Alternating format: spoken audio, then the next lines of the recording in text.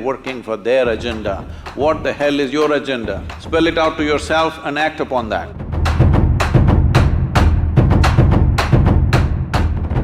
When something like Pulwama happens, I think initially we have a lot of outrage against it, and gradually, from being victims, we start feeling guilty or an oppressor.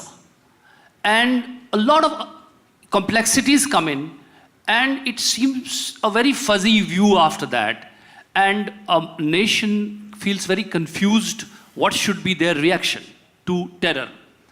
Say, the problem is right now, you're referring to, we're taking Pulwama as an example, you're calling this terror. But I want you to understand this. This is a planned agenda. This is not terror as far as they are concerned. They are trying to fulfill their goals in a very planned way. They did not even keep it a secret. They told you, we will bleed you with 1,000 cuts. So it is not terror, it is an agenda that they're fulfilling. They're doing what they believe is the right thing to do. Because if somebody is willing to die for something, obviously they believe strongly enough to die for it. So they're doing what they believe is the right thing to do. Now, from your standpoint, are you doing the right thing that is good for this nation is something you must decide. There is no need to get excited about this, there is no need to… you just get some satisfaction by labeling somebody a terrorist. I want you to understand, somebody is working, life or death, they are working for their agenda. What the hell is your agenda? Spell it out to yourself and act upon that. What is it? Well, for over a century, we fought for the independence of this nation.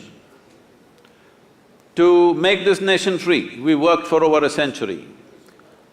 A lot of life was sacrificed. Due to lack of vision, we sacrificed many more after we got our independence in the name of partition. Now, with one partition, you have seen 1 million people, over 1 million people dead and over 15 million people crossing borders from both sides, suffering. Human suffering is human suffering for me. It doesn't matter which side it's happened. So people have suffered, and in 70 years, still a whole lot of them are still not even settled on both sides of the border. And how is it that we have such a short sense of memory that we can once again talk of another break? So we must decide this. In my heart is very clear. First one thing is, make it clear to all the Indians what is India and what is not India. Please do this. Don't keep the ambiguity continuing forever.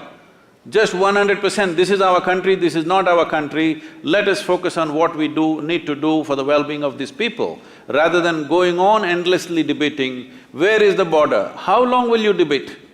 2 generations of people are gone after independence and still you're debating the same thing. This is the time. If nation's consciousness is somehow awakened because of a shocking incident, please make up your mind now and work for that goal, because the sovereignty of the nation is important. For me, within my heart, well, it would be fantastic if we lived here as global citizens and we're capable of embracing each other and living here wonderfully, that would be fantastic. But we have not come there.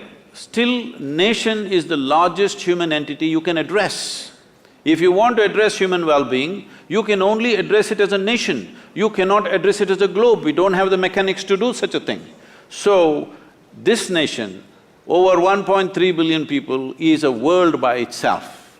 So if we want to take these people towards fulfillment of their lives in this generation, the most important thing is we decide in terms of geography what is our nation, what is not our nation, and what do we stand for this. So protecting this is our business and our duty. Unfortunately, if cruel things happen, they happen. It is not our intent. I am not even talking about retribution, revenge, no, this is not our nature. But solution for this nation is important. That people of this nation can prosper is an important duty that the leaders of this nation owe to every citizen in this country. For that, it is very important that our borders are quiet, because the service and sacrifice of our soldiers is the basis. It is upon that foundation that you write your poetry, I do my spirituality, he does his yoga, somebody does his business. For all this, the basic foundation is the stable situation in the country. If we don't create that, we are failing in our fundamental duty, we are not being peaceful, we are just being naive. कर्पूरगौरं करुणावतारं संसारसारं भुजगेन्द्रहारं सदा वसन्तं हृदयारविन्दे